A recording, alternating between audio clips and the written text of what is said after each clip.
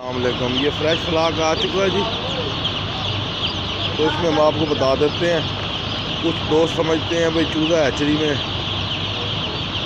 Cell ना होने की वजह से होल्ड हो जाता। होल्ड चूज़े की पहचान होती है।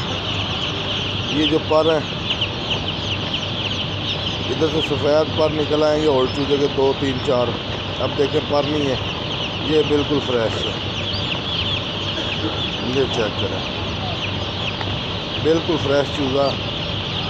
ठीक है, थोड़ा डब्बों में बेचैन है, इंशाल्लाह से खोलते हैं। तो ये होल्डिंग वाले चूज़े का ऐसे पता लगता है जी। और ये 40-41 ग्राम का चूज़ा है जी, बेहतरीन चूज़ा। आप इसमें ब्रीडिंग चेक करते हैं। ब्रीडिंग चेक करने का एक तरीका ये भी है, आप हाथ लगा के चेक कर लें। छोटा